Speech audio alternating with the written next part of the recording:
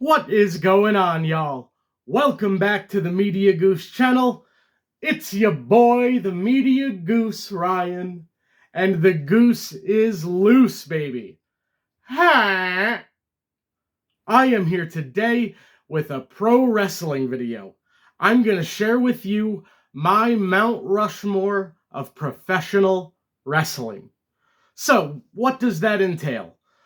Mount Rushmore kind of started being used in the last 5 to 10 years as a framing device on sports shows to talk about who the greatest of all time are. I've seen it used in acting. You can plug it into anything. Who are the best actors, basketball players, baseball players, presidents, whatever. Now, in all of those other things, the other sports and things, it's kind of easier. There are stats. There's more of a clear criteria. Professional wrestling is a little bit more subjective. So, what I've decided, I'm going to give you what I think is the objective Mount Rushmore, the consensus agreed upon Mount Rushmore, and then I'm going to give you my subjective Mount Rushmore, the people that I think are the four greatest. And now, for my personal criteria, to make this easier, I created 4 categories for this to be measured by. 1, top draw. A person who led the business into a new era, and their star power created what was a mainstream appeal. Then I've got longevity. How long you did this, what you meant for the business over a prolonged period of time. That's probably the most obvious who that's going to be. Then I have the in-ring work. That's in-ring psychology. That's technical ability. That's everything between the ropes. Then lastly, I have character work and promo work. There's somebody who's obvious for that one, I think, if you smell, but he didn't make my list. So, first, the objective one.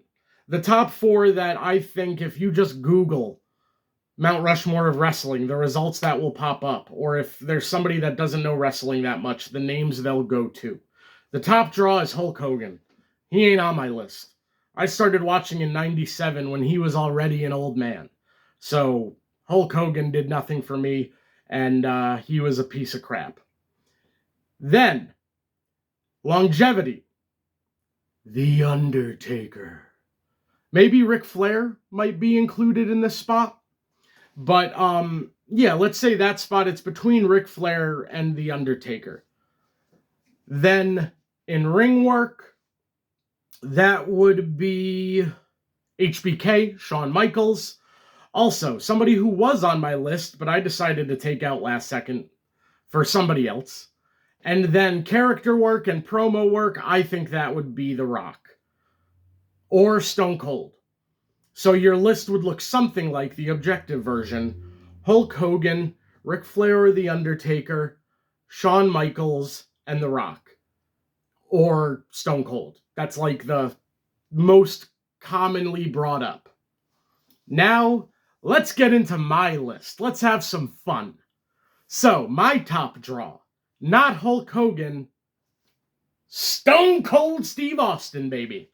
He was the face of the Attitude Era, an era that defined wrestling. That I feel like there was the Rockin' Wrestling era, there was the Hulk Hogan era, but this mainstream wrestling where they were in the commercials, they were on talk shows.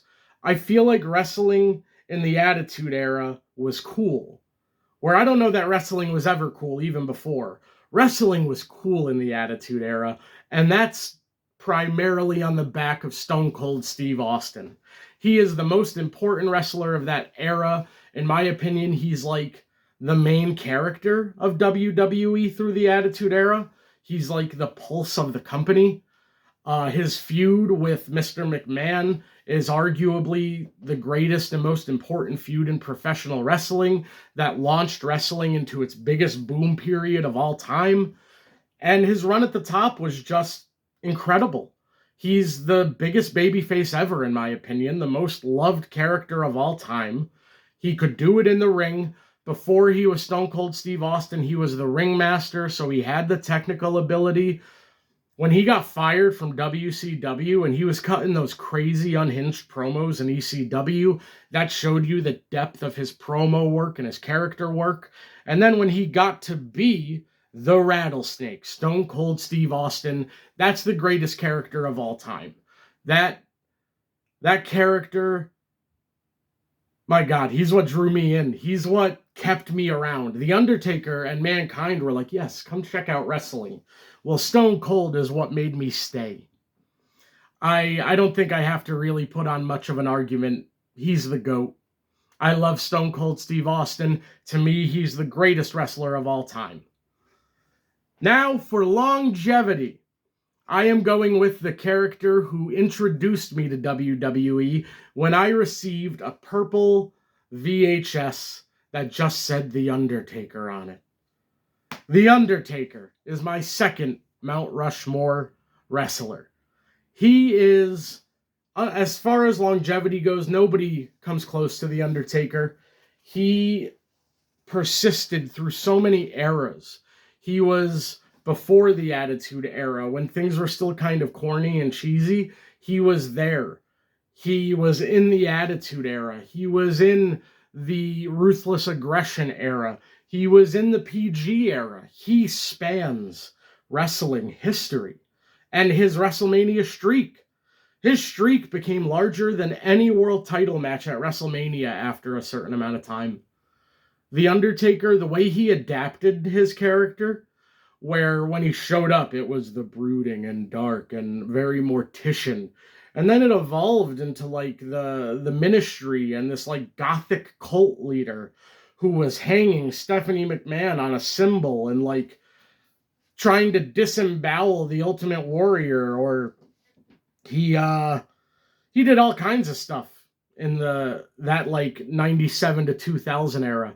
Then he adapted to the American Badass. And as I became a fan of wrestling and started like watching YouTube videos and becoming a part of the internet wrestling space, I realized how much that era gets mocked. People older than me, who I guess were older when they watched that stuff, it didn't work for them, and they make fun of it, and they're like, what the hell was that? I loved it. I thought it was so cool. I thought it was different. I think the Deadman character was reaching a point of, it was running out of freshness. It kind of needed time on the shelf to kind of gain interest in it again. And his shift over to the American Badass kept him relevant. It allowed him to go out there and work a faster rate than he was kind of handcuffed to as the Deadman. He started to do like more of the stuff we know the Undertaker for now, the more athletic stuff. He was really allowed to shine in that way. And in his promo work as well. He wasn't stuck in a box of, I'm a dead man. He could just go out there and talk however he wanted. And that era of The Undertaker is one of my favorites. Then you had him coming back as the Dead Man when he came back to fight Kane. The Undertaker, he's one of the GOATs.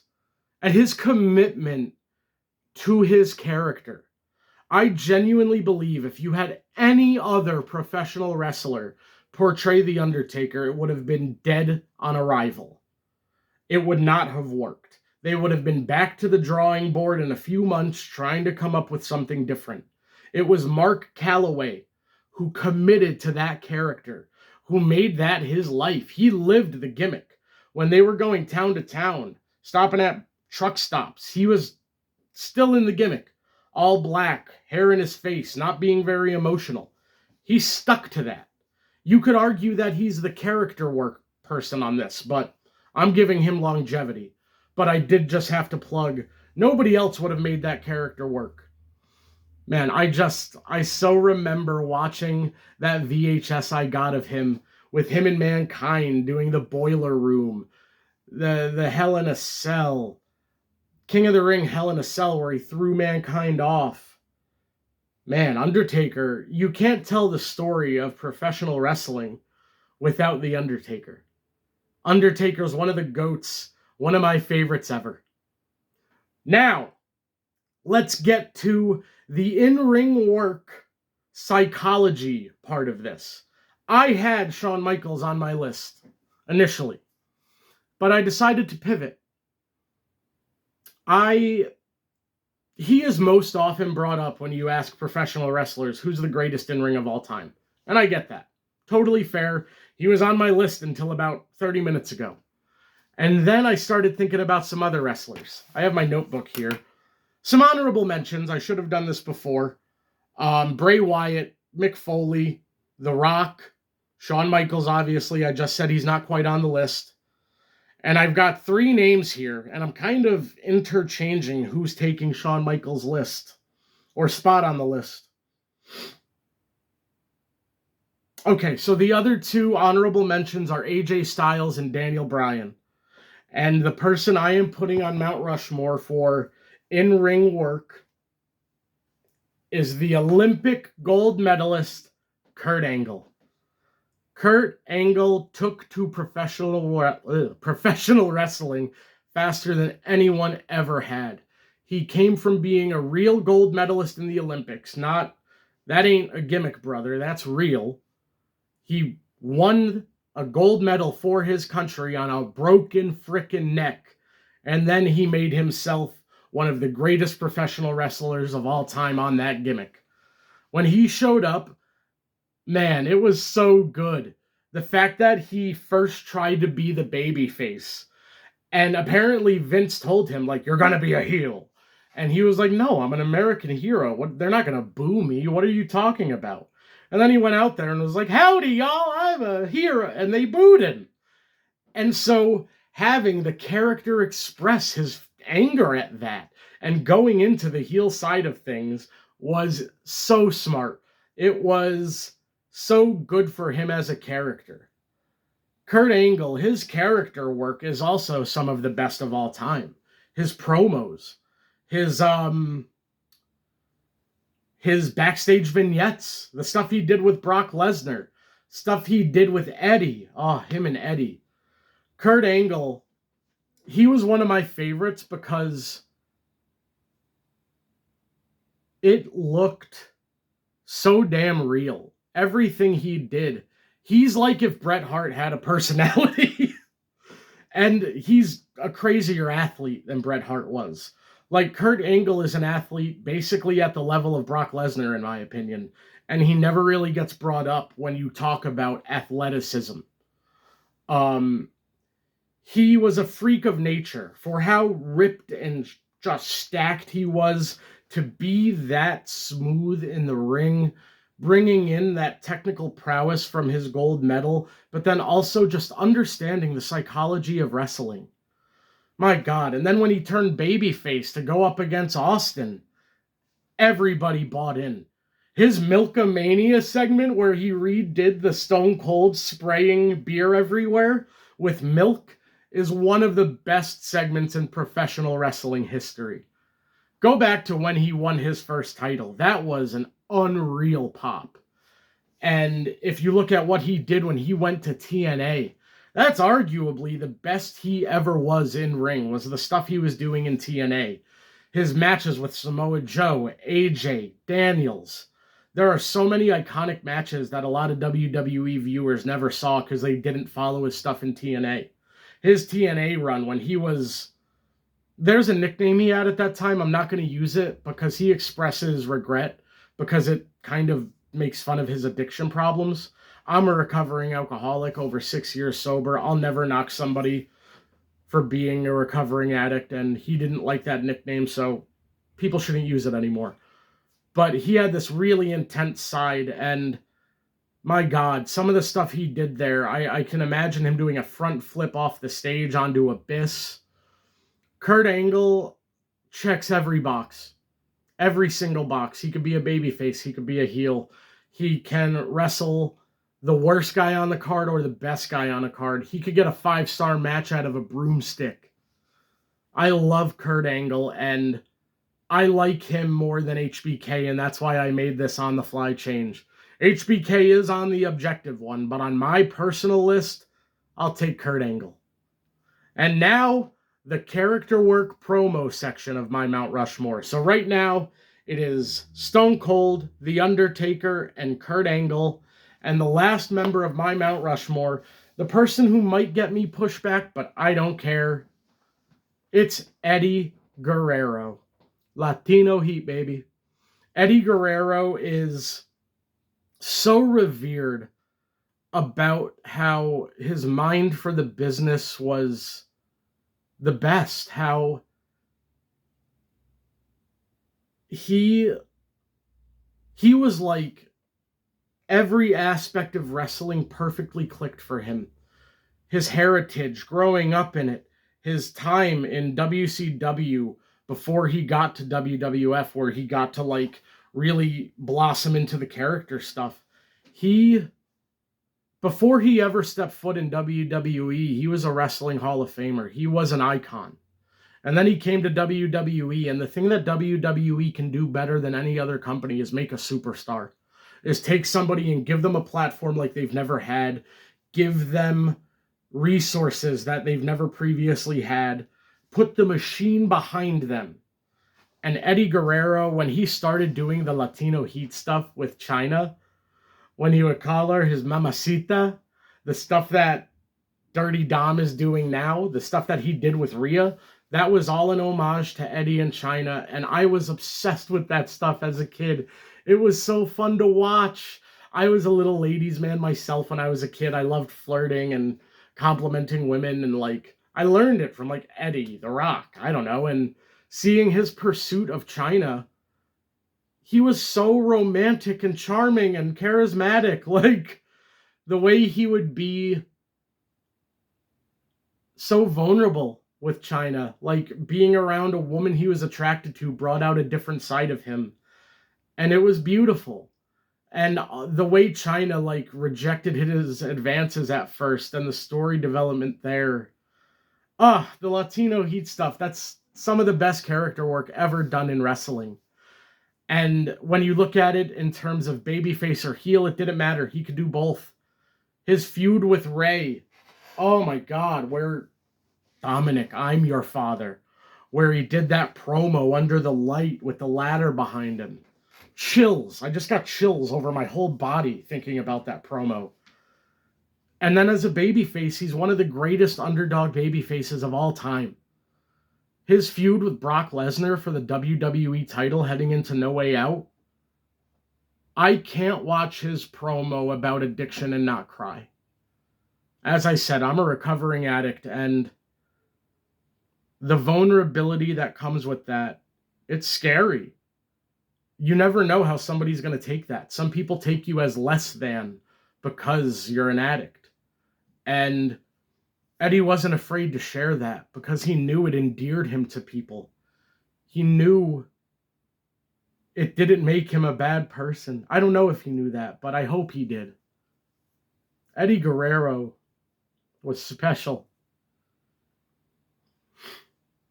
When he passed, that broke my heart. I wish he would have had so many more years to continue growing his legacy. That promo with Brock, man, in the ring. Go watch it, please. I'm going to watch it when I'm done here. Eddie Guerrero is one of the greatest wrestlers who ever lived. And I wouldn't have been able to live with myself if I didn't put him on my Mount Rushmore. Just talking about him gets me this emotional. I am so grateful that I watched Eddie Guerrero. He, in the ring, was like liquid. It wasn't like you were watching a wrestling match with moves and spots. It was a flow state. It was art. It was beautiful. It was a dance. And when you hear wrestlers talk about Eddie's mind for the business and his ability to call a match in the ring and go off of the instincts of reacting to the audience,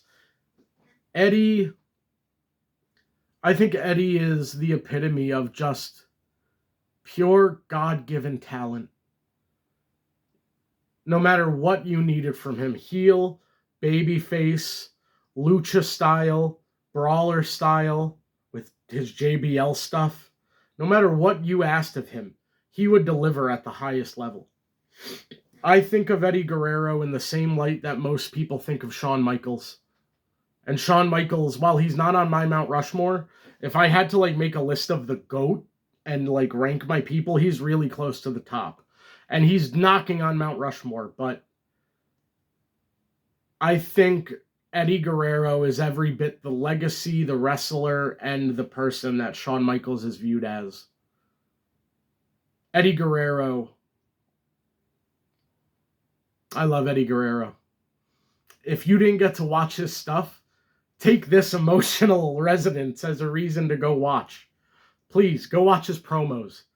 Go watch Halloween Havoc with Ray. His matches with Dean Malenko. His ladder match with RVD.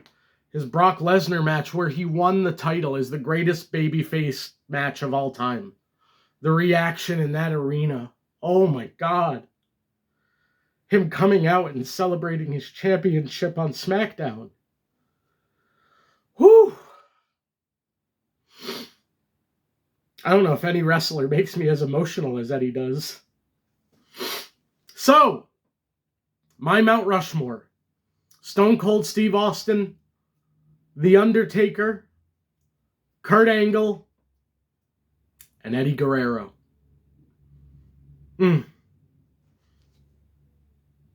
Lying and cheating and stealing his way into our hearts. Thank you guys for watching today. Comment down below. Let me know who your Mount Rushmore is. Who did I leave out? John Cena wasn't anywhere near the top of my list. Some of the guys who are on my favorites weren't on this list. Bray Wyatt, CM Punk. Those are arguably my two favorite wrestlers ever. Well, Austin. But give me your list, guys. Thank you for watching. The Goose is out. Ha!